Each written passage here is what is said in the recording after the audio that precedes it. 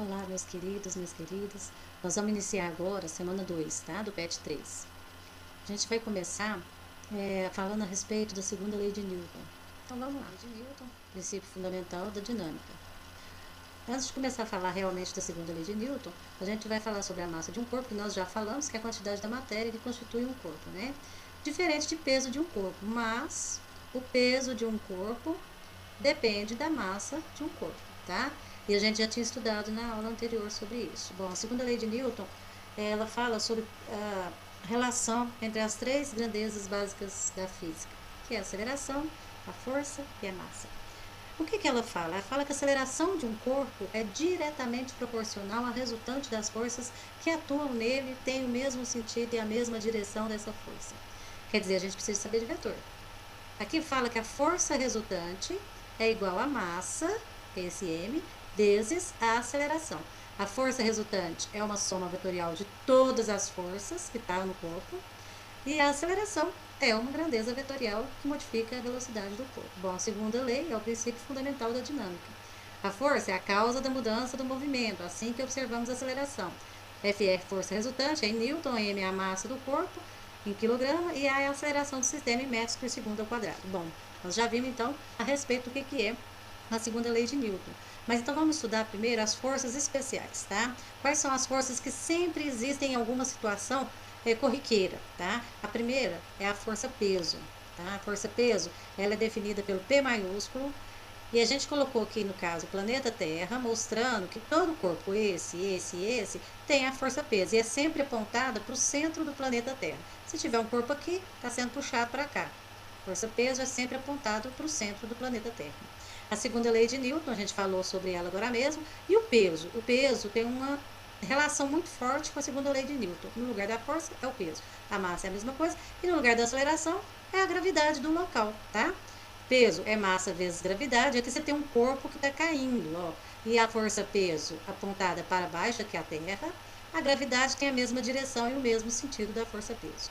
Força peso é sempre vertical para baixo em relação à Terra. Tem vários modelos de como um corpo pode estar posicionado, né? Horizontal, vertical, mas encostado numa parede, em queda livre, num plano inclinado para a direita, num plano inclinado para a esquerda, novamente com uma superfície mais do lado direito e pregado no teto.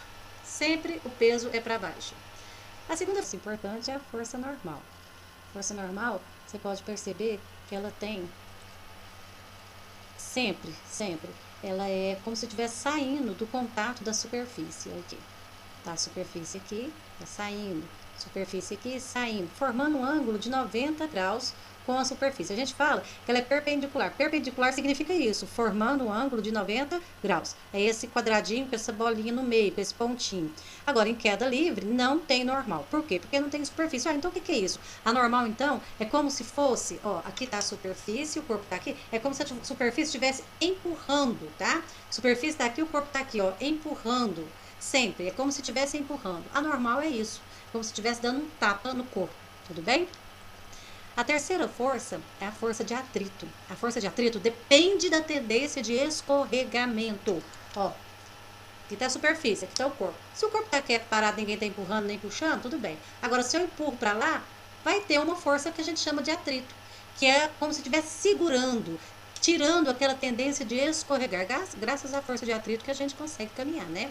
Aqui tem 3 exemplos. O repouso é quando a força de atrito, ó, ela é igual à força que está puxando, tá? Então tá de repouso.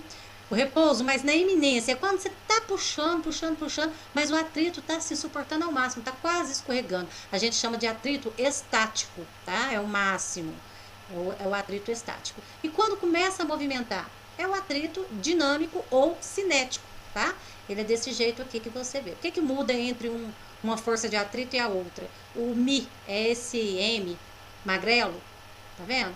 Esse é o Mi estático e esse é o Mi dinâmico ou cinético, tá?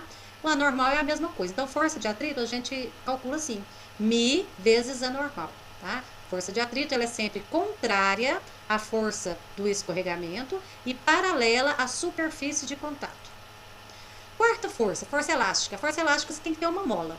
Aqui você tem uma mola, um corpo preso na mola e você puxou para cá, ó, o corpo. A mola esticou. A força elástica é como se a mola estivesse fazendo voltar. tá? Então, é essa aqui que é a força elástica, é a força que a mola executa. Esse X a gente chama de elongação. Aqui tem dois tipos de deformação da mola, mostrando a força elástica. Quando você puxa para baixo a mola, a força elástica tende a voltar. Quando você puxa para fora, tende a voltar, tá? Então, a força deformadora é a que puxa, a elástica é a da mola, e o X é a deformação, a gente chama de elongação. Esse K é a constante de deformação, é a constante elástica, tá?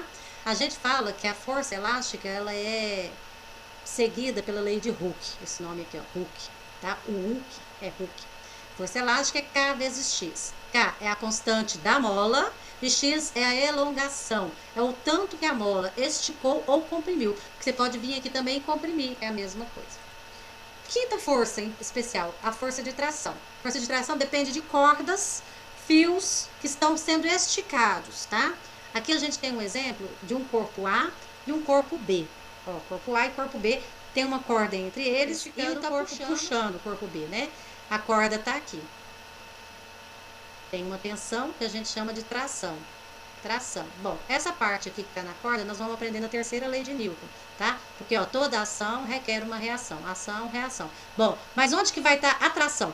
Tá puxando essa corda. Na hora que puxa esse corpo, essa corda é como se estivesse puxando o A. E o A é como se estivesse também puxando o B. Então, tem tração para cá e tração para lá, ó. Essa tração e essa tração, tá? Força de tração no corpo pendurado.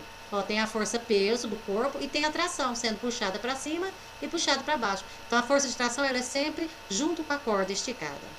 As atividades que eu quero que vocês façam.